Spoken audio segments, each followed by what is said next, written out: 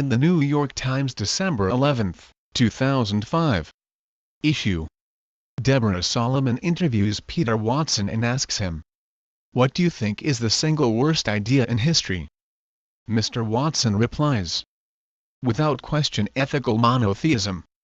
This has been responsible for most of the wars and bigotry in history." Now, as a specimen of the sort of anti-religious chatter that is currently chic, this is actually rather mild. But it is also utter nonsense. Not that there is much point in defending monotheism in the abstract. It is a terribly imprecise term, and devotees of the one true God have certainly had their share of blood on their hands.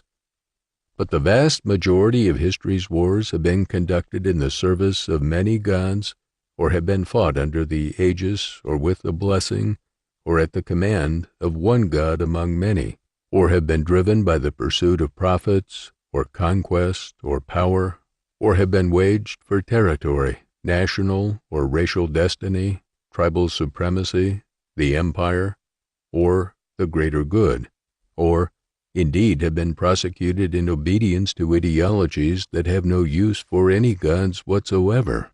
These, as it happens, have been the most murderous wars of all. The pagan rhetorician Libanius justly bragged that the gods of the Roman Empire had directed the waging of innumerable wars.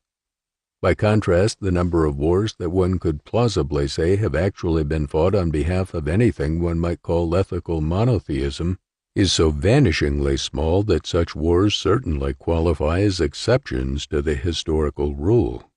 Bigotry and religious persecution, moreover, are anything but peculiar to monotheistic cultures, as anyone with a respectable grasp of human culture and history should know. And yet, absurd as it is, Watson's is the sort of remark that sets many heads sagely nodding in recognition of what seems an undeniable truth. Such sentiments have become so much a part of the conventional grammar of enlightened skepticism that they are scarcely ever subjected to serious scrutiny.